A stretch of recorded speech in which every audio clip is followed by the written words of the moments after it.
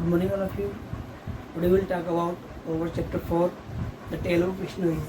आज हम chapter 4 the tell of विष्णुइज की बात करेंगे, जिसके इम्पोर्टेंट ग्लोसरीज के बारे में बात करेंगे एंड जो समरी है हम उसके बारे में बात करेंगे। टेल ऑफ विष्णुइज ये चैप्टर है, माधव धनंजय गौडगिल ने इसको राइट किया है। इसके राइटर माधव धनंजय गौडगिल है। ओके, इस चैप्टर के बारे में हम समरी में बात करेंगे भी क्या क्या होता है, इसके अंदर क्या इंपॉर्टेंट चीज़ें हैं वो बात करेंगे। फिर ग्लोसरी पढ़ रहे हैं। स्टैंड एक एग्जेक्टिव वर्ड है, इसका मीन्स है नॉट फुली डेवलप्ड, जो पूर्ण रूप से विकसित नहीं होती, कोई चीज़ अर्ध विकसित होती है, उसके लिए हम स्टैंड वर्ड यूज़ करते हैं। ठीक है। सेकंड वर्ड है ग्रूव्स।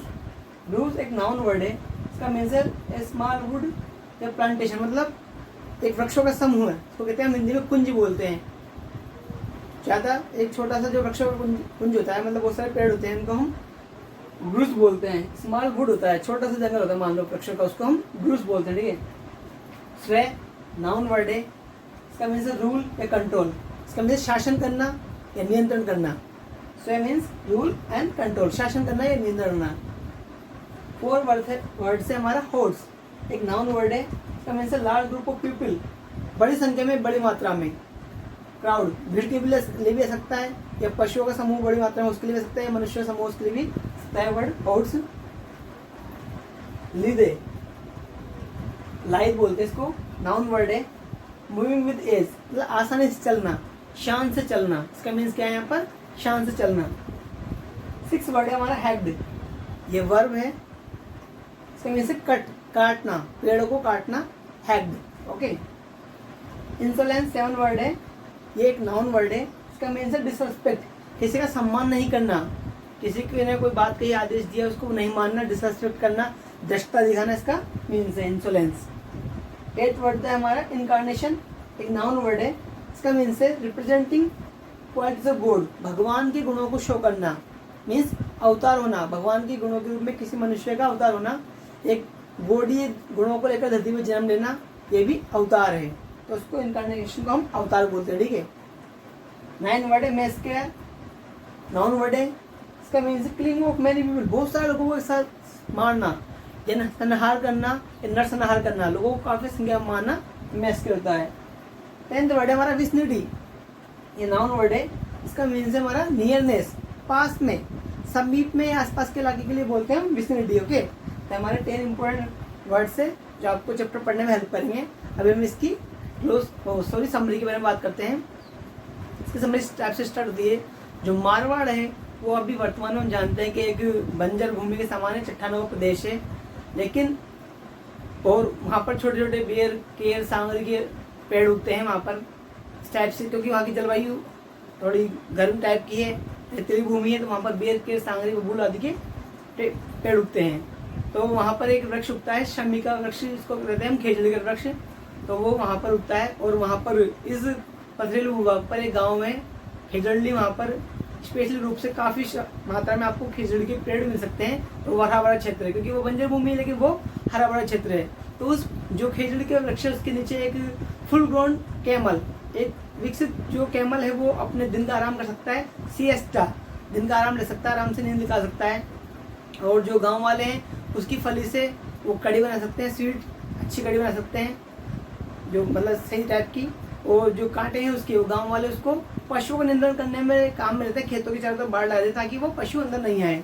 तो इस टाइप से वहाँ की भूमि पर चारों तरफ हमको इस टाइप के वृक्ष मिलते हैं। और वर्तमान में तो वहाँ पर जो अभी वर्तमान की बात करें तो अभी उस टाइम पे ये पेड़ जो खेजड़ी के वृक्ष है वो कई इलाकों में नहीं है, ओनली खेजड़ी के गाँव के अंदर स्पेशली, क्योंकि उनके लोगों ने वहाँ की उनकी रक्षा की और उनको सेव किया, इसलिए वहाँ पर ज़्यादा है। और इलाकों में वहाँ पर वृक्ष नहीं बचे हैं।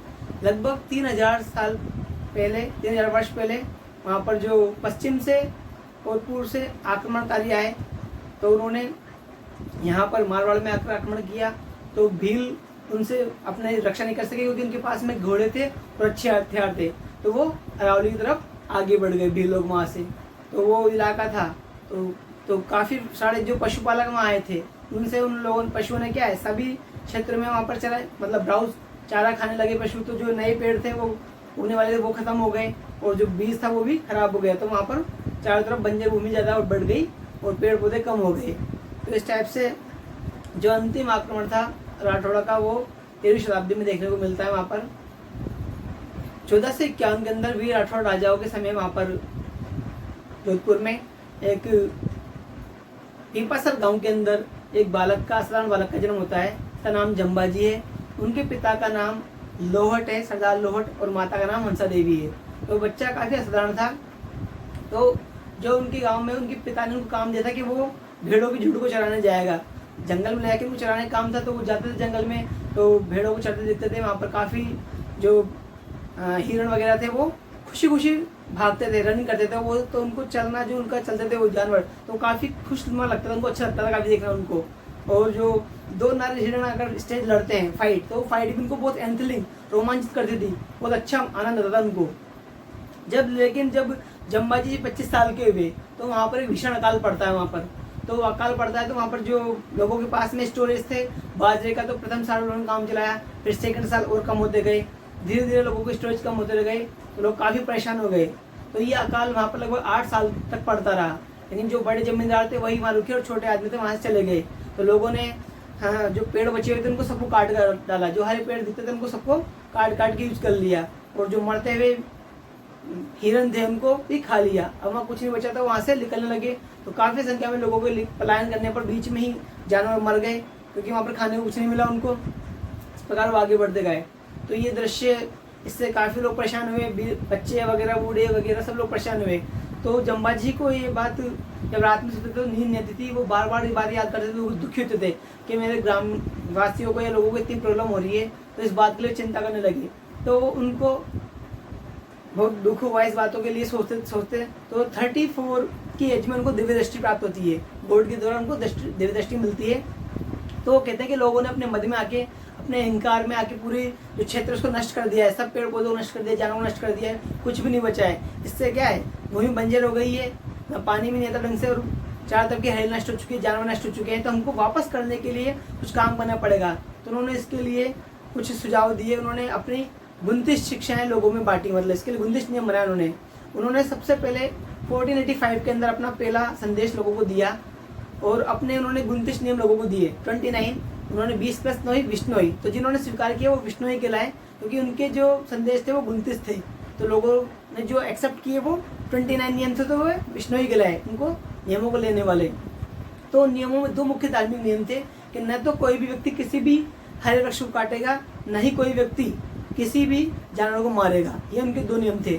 तो लोगों ने उनकी बातों को माना, और इससे से मानने से वहाँ पर क्या है, हरियाली छा गई, काफ़ी पेड़ पौधे उग गए, क्योंकि उन्होंने उनकी रक्षा की। और जानवर थे जो वापस ही उसी टाइप में खेलने लगे जैसे कि पहले खेलते थे। तो जमीन वो वापस हरी भरी हो गई। तो 250 साल के बाद वहाँ पर काफ़ी हरियाली हो गई, मतलब लोगों ने उसको मानते रहे इनको वो, तो अच्छा हो गया वहाँ पर। फिर क्या हुआ, फिर यहाँ पर एक राजा है जो राठौड़ वंश के राजा के, राव जोधा के जो 90 वंशज थे वो उस टाइम पे थे। तो उन्होंने क्या है, तो 90 वंशज का नाम क्या है, अभय सिंह। अभय सिंह ने अपने लिए एक महल बनाने की सोची। 1730 में उन्होंने कहा कि वो जोधपुर के अंदर एक महल बनाएंगे, जो लाल पत्थर, जोधपुर के लाल पत्थर से बना होगा, काफ़ी सुंदर महल बनाना चाहते हैं। तो उसके लिए उनको क्या है, चूना चाहिए था, और चूनों को चलाने के लिए, चूल्हे के लिए भट्टी चलेगी, तो उसके लिए लकड़ी चाहिए। तो आसपास के इलाके में लकड़ी नहीं थी, तो उन्होंने वहाँ पर काफ़ी तलाश किया। तो उन्होंने देखा कि उनकी तलाश खत्म होती है जोधपुर से 16 मील दूरी पर खिजड़ली गाँव में हरे वृक्षों का क्षेत्र था, मतलब खिजड़ी गांव में ही था, क्योंकि लोगों ने रक्षा की थी अपने क्षेत्र की। तो वो हरा भरा क्षेत्र था और काफ़ी पेड़ पौधे थे। तो उन्होंने तलाश किया कि वृक्ष, ये क्षेत्र हरा भरा है, तो हम यहाँ से पेड़ों को ले लेंगे और उसमें काम आ जाएंगे। तो उन्होंने पता किया कि यहाँ पर जो चूने के श्रेष्ठ भंडार भी है, तो हमारे आसान हो जाएगा महल के लिए चूना मिलना भी। तो उन्होंने कहा, दीवान ने आदेश दिया कि वहीं पर चूने के भट्टे लगाए जाएँ, उसको गर्म किया जाए, तो हम वहाँ से हम आके महल बनाएंगे। तो उन्होंने वहाँ पर भट्टे लगा दिए। तो वहाँ के लोग, जो राजा के लोग थे, वो जोधपुर गांव में जाते हैं, वो कहते हैं कि वृक्षों को काटने थे, तो वो लोग मना कर देते हैं कि हम ऐसा नहीं करेंगे, क्योंकि इससे हमारा धर्म क्या है, भ्रष्ट हो जाएगा। आप हमारे धर्म को भ्रष्ट मत करो, हम यहाँ से काफ़ी टाइम से 250 वर्षों से इनकी रक्षा कर रहे हैं और हरा भरा रखा हुआ है, आप इसको खराब मत करो। तो जो राजा के लोग जाके इस बात को दीवान को कहते हैं, दीवान कहते हैं ये क्या दृष्टता है, हमको तो ये काम करना ही है। तो वो वापस अपने घोड़े पे बैठ के और गाँव में आता है और लोगों से कहता है कि हमें वहाँ काम करने दो। तो लोग बाग कहते हैं कि नहीं, हम ऐसा नहीं करने देंगे, आप हमारे धर्म को भ्रष्ट मत करो। तो वो कहते हैं कि इनको भी वृक्षों के साथ ही मार दो। तो सबसे पहले एक वहाँ महिला होती है जो दुर्गा देवी की रूप होती है, इसको कहते हैं अमृता देवी। वो कहती है कि आपको वृक्षों को काटने से पहले हमको मारना पड़ेगा। तो वो वृक्षों के चिपक जाते हैं, महिला और अपनी उनकी 3 पुत्रों के साथ चारों जने चिपक जाते हैं। तो दीवान आशीष इनको मार देंगे साथ ही। तो जो राजा के लोग थे उनको काट देते हैं, उनके टुकड़े टुकड़े कर देते हैं और वो मर जाते हैं। तो उनको देख करके, महिलाओं को देख करके जो गांव वाले खड़े थे वो भी वृक्षों से चिपट जाते हैं। तो उन सभी लोगों को, जो दीवान के लोग थे, उनको एक करके काट दिए जाते हैं। इस प्रकार से वहाँ पर 363 लोग इस प्रकार से अपने जान गंवा देते हैं। जब ये बात गांव में फैलती है तो वहाँ पर 84 गाँव के लोग अपने भाई बहनों की रक्षा करने के लिए आते हैं, विष्णु समाज की, कि इन्होंने अपना बलिदान दिया है। तो लोग वहाँ पर आते हैं उनकी बातों को देखने के लिए। फिर ये बात जब राजा को पता चलती है और लोग वहाँ से डर जाते हैं काफ़ी, राजा के लोग, के यार ये तो बहुत बुरा मामला हो गया। तो वापस भग के राजा के पास जाते हैं। राजा से कहते हैं कि सर ऐसा वो ऐसा मामला है राजा जी। तो वो कहता है कि भाई मैं वहाँ पर खुद जाऊँगा, भाई क्या बात है। तो राजा वहाँ पर स्वयं अभय सिंह खुद वहाँ पर गाँव में आता है, खिजड़ी गाँव में। वो देखता है कि लोग काफ़ी रो रहे हैं, काफ़ी बिलख रहे हैं, उनके बच्चे वगैरह काफ़ी दुखी हैं, काफ़ी लोग मर चुके हैं। तो वो उनसे घोषणा करता है कि भाई आज के बाद कभी भी आपके गाँव के में कोई नुकसान नहीं किया जाएगा। वो ताम्रपत्र पर एक लेख इंस्क्राइब करता है कि आज के बाद कभी भी इस गाँव के अंदर न तो कोई हरा पेड़ काटा जाएगा, नहीं किसी जानवर को मारा जाएगा। तो ये लेख लिखवा के वो वहाँ पर लगवा देते ताकि आने वाले फ्यूचर में कोई उसको नष्ट नहीं करे। तो इस प्रकार से वहाँ के लोगों ने उसकी क्षेत्र की रक्षा की। वो 250 प्लस आगे 250 साल तक, 500 साल तक इस टाइप से रक्षा कर रहे हैं कंटिन्यू। अभी भी वहाँ पर अच्छा माहौल है और काफ़ी वृक्ष है वहाँ पर, काफ़ी जानवर है वहाँ पर, उछल कूद करते हैं, खुशियों से खेलते हैं। लेकिन जो आसपास का क्षेत्र है वो बंजर बना हुआ है, क्योंकि लोगों को अभी भी समझ में नहीं आता, वो पेड़ों को लगाते नहीं है, पेड़ों की रक्षा नहीं करते, तो बंजर भूमि है। केवल खिजड़ी गांव के आसपास के क्षेत्र काफ़ी हरा भरा है, काफ़ी जानवर वहाँ पर खुशियों से खेलते हैं, क्योंकि जानवर को जहाँ पर जंगल मिलेगा वो वहीं खेल पाएंगे। तो इस प्रकार से एक बार जो वहाँ पर कर्ण ऋषि का आश्रम है, कालिदास के समय पर जैसे पहले खेला करते थे जानवर, अब भी वहाँ खेलते हैं। तो एक बार राजा अकबर वहाँ पर आता है, इस बात को देखता है कि यार इस कलयुग के अंदर ऐसा सतयुग का दृश्य कैसे उपस्थित हो गया। तो इस बात को जो ये अकबर है अभिलिखित करवाता है कि दृश्य को नोट किया जाए, कितना अच्छा दृश्य है, जानवर आसानी से खेल रहे हैं, कूद रहे हैं, कोई प्रॉब्लम नहीं उनको। तो ये तो कलयुग में सतयुग का दृश्य है। तो अकबर भी इसको नोट करवाता है। तो अकबर भी जिस बात को देख के अद्भुत होता है, तो वो बात काफ़ी इंपॉर्टेंट थी। तो उन लोगों ने क्या है, अपनी संस्कृति को बनाए रखने के लिए अपनी जान दे दी और वो बने रहे। तो वहाँ पर खिजड़ी गाँव में क्या है, जो उस दिन जब नरसंहार हुआ था, संहार में एक वृक्ष रह गया था कटने से, तो उस वृक्ष के वहाँ पर उन लोगों ने निर्णय किया कि अपने 363 साथियों की याद में हम 363 उन्होंने वृक्ष लगाए उसके आसपास। तो वो वृक्ष बड़े प्यार से वो लोग प्यार से उन वृक्षों की रक्षा कर रहे हैं। तो वृक्ष काफ़ी बढ़ रहे हैं और वहाँ पर हर साल वहाँ पर भादों के महीने में पूर्णमासी के 5 दिन पहले वहाँ पर एक मेला लगता है, जो कि पूरे वर्ल्ड में वृक्षों के लिए लगने वाला एकमात्र मेला है। अगर आपकी ज़िंदगी में, हमारी ज़िंदगी में हमको अवसर मिले तो हमको इस मेले को देखने जाना चाहिए, क्योंकि अपने आप में अनूठा मेला है जो कहीं नहीं लगता, स्पेशली खिजड़ी गाँव में लगता है। जो वृक्ष के प्रेमी हैं उनको स्पेशली देखना चाहिए, क्योंकि वहाँ के लोग बड़े प्रेम से अपने इलाके की रक्षा करते हैं, पेड़ों की रक्षा करते हैं, अपने जानवरों की रक्षा करते हैं, उनको बनाए रखते हैं और बड़े प्रेम से रहते हैं। तो हम सबको भी अपनी लाइफ में एक वृक्ष लगाना चाहिए, ताकि पृथ्वी हमारी जो किसी भी प्रकार से प्रदूषित नहीं हो और हरी भरी रहे। लोगों को आने वाले टाइम पे, हमारी पीढ़ियों को भी अच्छे समाज का निर्माण हम जो करेंगे वो मिल सकेगा उनको, वो भी अच्छी लाइफ जी सकेंगे। तो इस प्रकार से हमको वृक्ष लगाना चाहिए, उनकी रक्षा करनी चाहिए। Okay, I hope you would like it. आपको समझ में आएगी। अगर कोई प्रॉब्लम है तो मुझसे आस्क करना। Okay, thank you.